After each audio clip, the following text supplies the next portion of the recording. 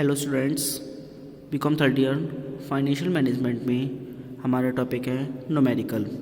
इसमें question number 9, the follow is the summary of important financial data in respect of 5 independent investment proposals. इसमें proposals दे रखे हैं, जैसे प्रपोजल ए का है ये इनिशियल आउटले और ये एनुअल कैश फ्लो। तो ए में 30,000 और ये 6,000। बी में यानी कि 8,100 और 2,700। फिर सी में 16,800 और 3,600। डी में 21,000 और इधर 6,000। ई में 20,125 और 1,500। फिर rank these proposals according to payback period. इसमें सुनिए, स्वतंत्र 5 विनियोग प्रस्तावों के संबंध में महत्वपूर्ण वित्तीय समंकों का सारांश निम्नवत है। ये रैंक प्रपोजल्स दे रखे हैं, यानी कि पेबैक अवधि के आधार पर इन प्रस्तावों को श्रेणीबद्ध कीजिए। अब इसका सॉल्यूशन सुनिए। सबसे पहले रैंकिंग ऑफ डिफरेंट प्रपोजल्स ए, पहले ए का निकालेंगे यानी कि 30,000 अपॉन 6,000 से डिवाइड कर देंगे। फिर 6 से डिवाइड करेंगे यानी 5 ईयर्स। फिर बी में आ जाएगा 8,100 अपॉन 2,700, इसे डिवाइड कर देंगे तो 3 ईयर्स। फिर सी में 16,800 अपॉन 3,600, इसे डिवाइड कर देंगे तो 4 ईयर्स समथिंग आएगा 8 मंथ्स। और डी में 21,000 अपॉन 6,000, यानी कि इसे डिवाइड कर देंगे तो 3 ईयर्स एंड 6 मंथ्स। ई 20,125 अपॉन 1,500 इजिकल टू, तो इसका आ जाएगा 13 ईयर्स एंड 5 मंथ्स। अब रैंक में जो सबसे कम है उसको सबसे पहली रैंक, फिर उससे जो थोड़ी सी ज़्यादा है उसको सेकेंड रैंक। तो 3 ईयर्स सबसे कम है यानी कि 1, और इसमें 3 ईयर्स एंड 6 मंथ्स हो गया यानी कि सेकेंड रैंक हो गई। फिर उससे थोड़ी सी बड़ी 4 years and 8 months third rank. फिर उससे बड़ी 5 ईयर्स फोर्थ रैंक। फिर उससे बड़ी 13 years and 5 months fifth rank. ठीक है, जो सबसे कम है सबसे पहली रैंक, उससे बड़ी सेकंड रैंक, उससे बड़ी थर्ड रैंक, उससे बड़ी फोर्थ रैंक और फिर फिफ्थ रैंक। निकल गया। अब देखिए, ये तो हमारा न्यूमेरिकल था। अब हमारा है एडवांटेजेस ऑफ पेबैक पीरियड, यानी कि पेबैक पीरियड के लाभ। इसमें सुनिए, पूंजीगत परियोजना के मूल्यांकन की पेबैक पीरियड एक सरल व सुगम तकनीकी है, विशेषकर जब लाभदायकता में सुतथ्य मापन का कोई अधिक महत्व न देना हो। अनेक प्रस्तावों की प्रारंभिक जांच पड़ताल में और प्रस्तावित परियोजना के अधिक जोखिमपूर्ण होने पर यह रीति और अधिक उपयुक्त मानी जाती है। संक्षेप में इस रीति के निम्न लाभ हैं। नंबर 1 है, इसकी गणना बहुत ही सरल है और इसको समझना व प्रयोग करना भी सहज है। नंबर 2, अगर संस्था के पास रोकड़ की कमी है या वह है कि अल्पावधि में योजना प्रयोग से बाहर हो जाएगी, तो पेबैक पीरियड से यह ज्ञात कर सकते हैं कि पूंजी विनियोग कितनी तीव्रता के साथ वापस प्राप्त किया जा सकता है। नंबर 3, ऐसे उद्योगों में जिसमें तांत्रिक एवं तकनीकी परिवर्तन काफ़ी हो रहा हो, पेबैक पीरियड के आधार पर ही पूंजी खर्च के संबंध में निर्णय लिया जा सकता है। जितना ही पेबैक पीरियड कम होगा, उतना ही अप्रचलित मशीनों से उत्पन्न हानि से सुरक्षा की मात्रा अधिक होगी। नंबर 4 में, जब बचत की रकम 3 से 4 वर्षों के बाद अनिश्चित सी हो और पूंजीगत खर्च संबंधी निर्णय प्रक्रिया में उन्हें ध्यान में न रखना हो, तो केवल पेबैक पीरियड के आधार पर ही निर्णय लेना लाभदायक होगा। 5 है, यह रीति निश्चय ही अपरिहार्यता रीति पर सुधार है। अब आती हैं डिसएडवांटेजेस और limitations of payback period, payback period की हानियाँ या सीमाएं इसमें सुनिए। यद्यपि इस विधि का प्रयोग सरल एवं महत्वपूर्ण होता है, फिर भी इसकी कुछ निजी सीमाएं भी हैं। इन सीमाओं को ध्यान में रखते हुए कि इस विधि का प्रयोग करना चाहिए, ये सीमाएं निम्नलिखित हैं। नंबर फर्स्ट, यह विधि पूंजी खर्च योजना की उत्पादकता का पर्याप्त माप नहीं है, क्योंकि यह विनियोग पर प्राप्त प्रत्यय की माप नहीं करती है। नंबर सेकंड, यह नहीं बताती है कि विनियोग के आर्थिक जीवन काल में कितनी आय कमाई जा सकेगी। नंबर 3 है, केवल कम वर्षों वाले पेबैक पीरियड के आधार पर निर्णय लेना कभी कभी अलाभकर हो सकता है। एक मशीन का आर्थिक जीवन 20 वर्ष हो सकता है और वह इस संपूर्ण जीवन काल में लाभ दे सकती है।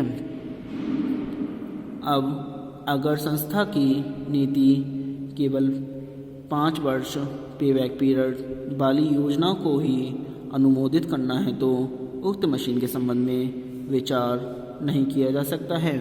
नंबर 4, इस विधि की सबसे महत्वपूर्ण सीमा यह है कि यह समय कारक टाइम फैक्टर को ध्यान में नहीं रखती है। भविष्य में विभिन्न तिथियों पर प्राप्त रकमों की वर्तमान मूल्य पर कटौती डिस्काउंट करना आवश्यक माना जाता है, अन्यथा विभिन्न योजनाओं का तुलनात्मक अध्ययन सत्य नहीं हो सकता है। नंबर 5, यह रीति उस समय अवधि को ध्यान में नहीं रखती है जिसके दौरान विनियोग से आय प्राप्त होने की संभावना है।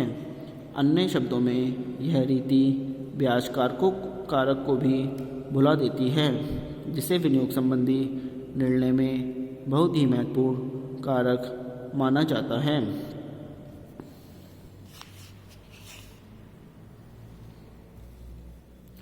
यह रीति नंबर 6 है, यह रीति पूंजी की लागत तत्व को भी ध्यान में नहीं रखती है, जो विनियोग संबंधी ठोस निर्णय का आधार होता है।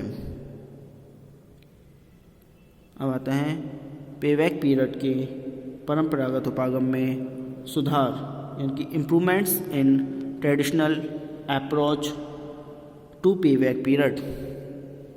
सुनिए, इसमें पेबैक पीरियड की अनेक खामियों एवं कमियों के बावजूद भी यह रीति पश्चिमी देशों में बहुत प्रसिद्ध है। इस रीति के अधिक प्रयोग के कारण प्रबंध लेखा विधि के कुछ विशेषज्ञों ने इसके परंपरागत उपगम में सुधार लाने का प्रयास किया है, ताकि इसकी कुछ कमियों को दूर किया जा सके। इन किए गए सुधारों का वर्णन इस प्रकार है। इसमें आता है discounted payback period. Discounted payback period सुनिए, जैसा कि पूर्व में बतलाया गया है, पेबैक पीरियड की एक कमी यह है कि इसके अंतर्गत कटौती पहलू या ब्याज कारक या मुद्रा के समय मूल्य को कोई महत्व नहीं प्रदान किया जाता। मुद्रा के समय मूल्य टाइम वैल्यू ऑफ मनी को ध्यान में रखते हुए इस रीति को संशोधित किया जा सकता है या इसमें सुधार किया जा सकता है। जब पेबैक पीरियड की गणना कटौती या ब्याज को ध्यान में रखते हुए की जाती है तो उसे डिस्काउंटेड पेबैक पीरियड कहते हैं। यदि हम विनियोग को V माने, वार्षिक बचत को A माने और स्वीकृत ब्याज की दर प्रति रुपया प्रति वर्ष को I मान लें तो वर्षों की संख्या N, जिसके दौरान ब्याज की गणना ध्यान में रखते हुए विनियोग की लागत वापस हो सकती है, वार्षिकी के वर्तमान मूल्य प्रेजेंट वैल्यू ऑफ एन्युटी के निम्न सूत्र द्वारा ज्ञात की जा सकती है। V बराबर A/I ब्रैकेट में 1 माइनस 1/1 प्लस I की पावर N। जब यदि VAI के मूल्य ज्ञात हों तो N ज्ञात करने के लिए उक्त सूत्र को लघुगणक सारणी से हल किया जा सकता है। हालांकि n का मूल्य वार्षिक सारणी एन्युटी टेबल से ली गई संख्याओं के अंतर्गत द्वारा भी ज्ञात किया जा सकता है। वो टेबल आगे बताई जाएगी। अब आता है इसीलिए हमारा क्वेश्चन नंबर 10th न्यूमेरिकल में, calculate the discounted pay back period from the information given below under the following conditions. यानी कि निम्न दशाओं में नीचे प्रदत्त सूचना के आधार पर डिस्काउंटेड पे बैक पीरियड की गणना कीजिए। फर्स्ट है इग्नोरिंग इंटरेस्ट फैक्टर, सेकंड है taking into account interest factor at 10%, फिर कॉस्ट ऑफ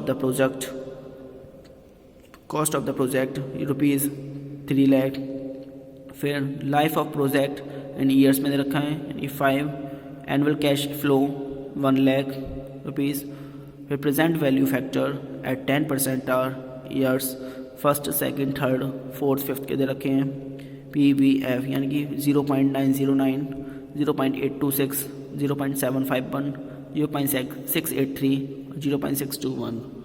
यानी कि नंबर फर्स्ट पे ब्याज कारक को ध्यान में न रखते हुए, सेकंड है 10% ब्याज कारक को ध्यान में रखते हुए, और फिर परियोजना की लागत, फिर परियोजना का जीवन काल वर्षों में, फिर वार्षिक रोकड़ बहाव और वर्तमान मूल्य कारक 10% है। याद रखें ईयर्स। अब इसका सॉल्यूशन सुनिए। सबसे पहले पे बैक पीरियड का फॉर्मूला लगाएंगे हम NI/OS। NI का मतलब ये 3 लाख है, cost of the project upon OS है 1 लाख, तो 3 lakh upon 1 lakh is equal to 3 years.